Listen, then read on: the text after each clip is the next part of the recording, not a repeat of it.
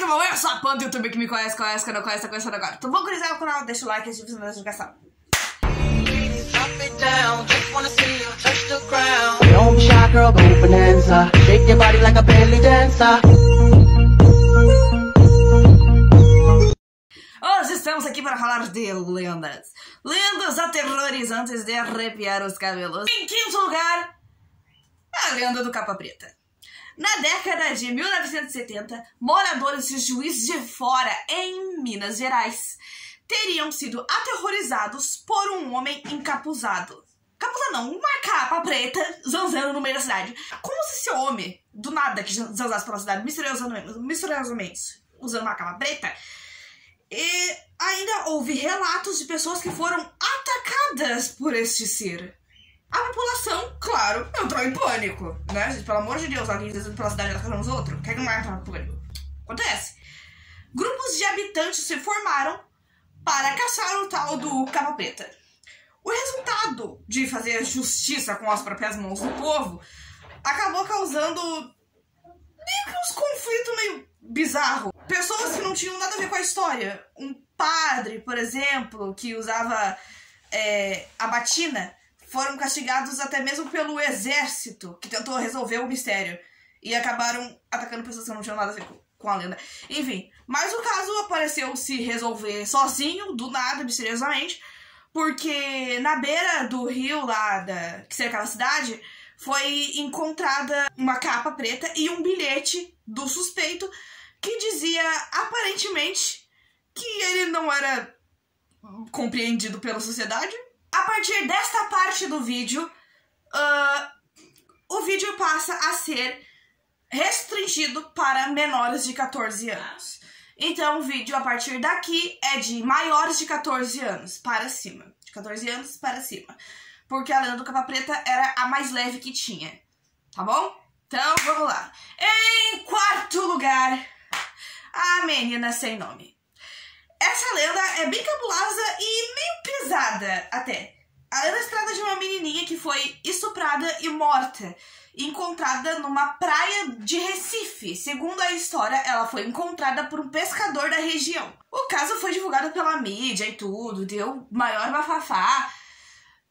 Mas mesmo assim, ninguém da família apareceu para identificar o corpo da criança. E ela foi sepultada como indigente num túmulo comum da época, em 22 de junho de 1970. Todo mundo resolve se lascar em 1970, né? A do Capa Preta é 1970, essa daqui é 1970. Agora, pelo amor de Deus, todo mundo em 1970. Uma funerária que se sensibilizou com o caso da criança patrocinou o enterro dela. 2 anos após o sepultamento, do nada, resolveram desenterrar a criança, e quando abriram o caixão, viram que o corpo dela estava intacto, como se não tivesse morrido. Ou sei lá, a guria foi considerada uma santa católica popular, que não é considerada pela igreja. As pessoas iam lá no túmulo e consideravam lá um lugar de devoção e tal. Na capital de Pernambuco, ela já é considerada realmente uma santa. E a lenda fala de muitos pedidos que foram atendidos. Se bem quando eu era criança, eu lembro da minha avó ter falado alguma coisa sobre essa lenda.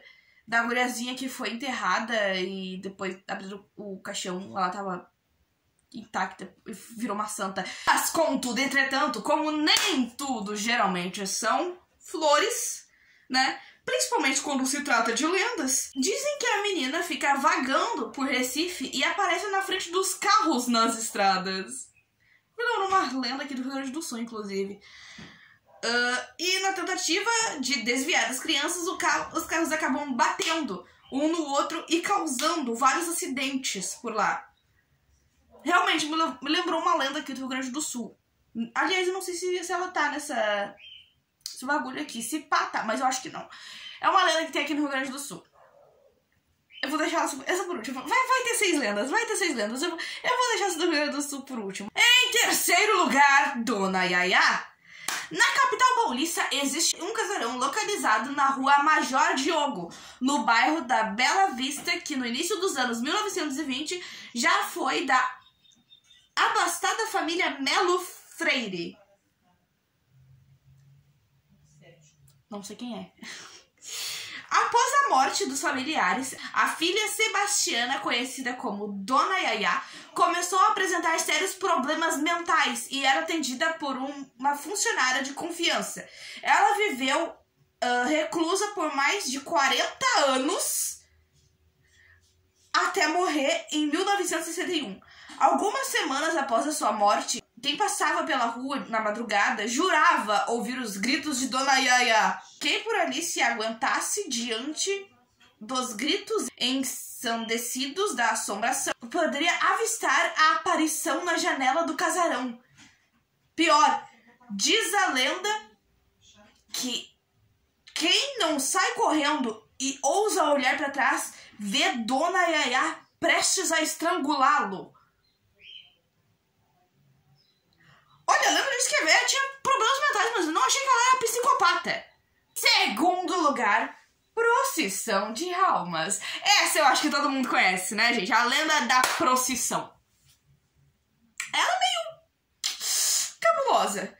Conta-se que uma senhora vivia sozinha e passava o dia inteiro olhando a rua. A velha fofoqueira, sabe, da cidade? Então, era aquela. Certa noite, viu uma procissão se aproximar. A velha estranhou, pois nem mesmo os sinos da igreja tocavam, coisa comum em dias de procissão.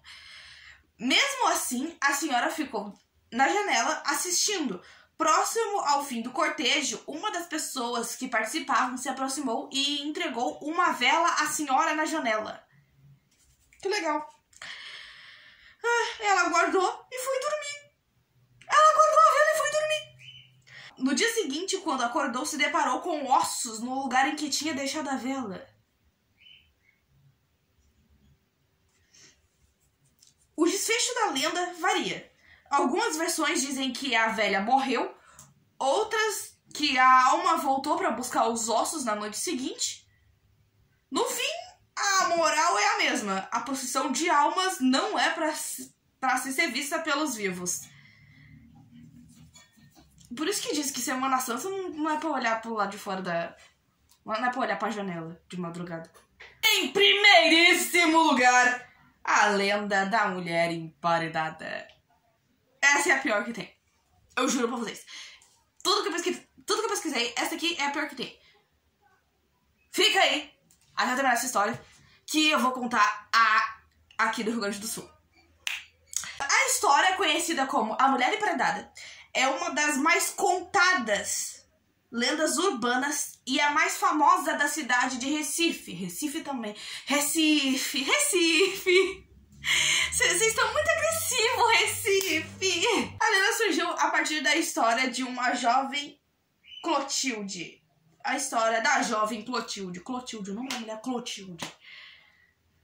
É a velha do 71. Do chá... Então tá bom. A emparedada da Rua Nova. Emparedada da Rua Nova, meu pai amado. Contada originalmente num folhetim do escritor pernambucano. Eu espero que essa lenda não seja verdade, porque ela foi escrita no enfim.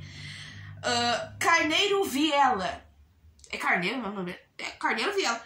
Publicado entre 1909 e 1912. A obra relata o caso de uma jovem rica que fica grávida de um conhecido sedutor da cidade. Boto cor-de-rosa. Calma. O pai da guria descobriu a gravidez dela e mandou matar o amante.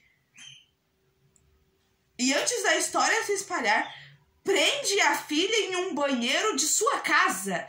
Em seguida, obriga o pedreiro a selar o cômodo com tijolos.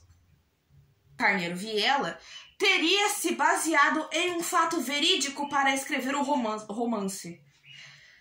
Dessa forma, o crime teria ocorrido no primeiro andar de um sobrado da Rua Nova, na capital pernambucana, onde atualmente há um prédio comercial no número 200. Testemunhas contam que ao passar na frente ao imóvel à noite, pode-se ouvir os gritos desesperados de uma mulher pedindo socorro, além de ruídos estridentes que seriam de correntes sendo arrastadas.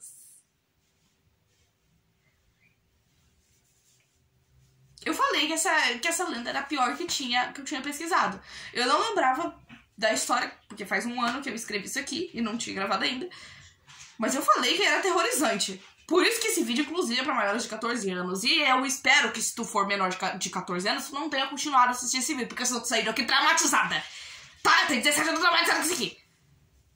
Enfim, agora irei contar a lenda do Rio Grande do Sul. O famoso caso da Lagoa dos Barros, no litoral norte do Rio Grande do Sul, que movimentou Porto Alegre em 1940, quando o noivo da jovem Maria Luísa matou a guria e jogou o seu corpo na lagoa, amarrando uma pedra nela.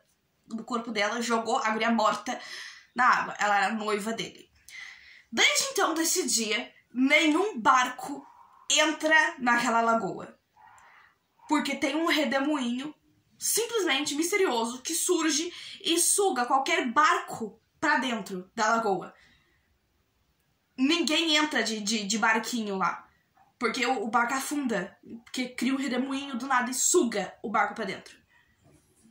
Literalmente, se pesquisar, é uma lagoa misteriosa que nenhum barco entra por causa do redemoinho que suga o barco pra dentro. Diz que isso é desde o dia da guria que foi assassinada e largada na água. Hoje em dia, à noite, diz que a guria aparece vestida de noiva no meio da estrada, pedindo carona.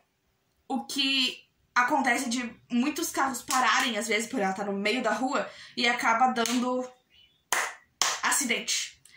Porque os carros freiam, né? A mulher no meio da rua freia, o outro carro atrás baixo e dá acidente. Por causa que viu a guria. Tem um caso que eu li uma vez, do cara que viu a noiva, né, na beira da estrada. Ela pediu carona, ele deu a carona pra mulher, ela sentou no banco de trás. Um tempinho depois, quando ele olhou pra trás pra conversar com ela de novo, ela tinha sumido de dentro do carro. Ela tinha desaparecido.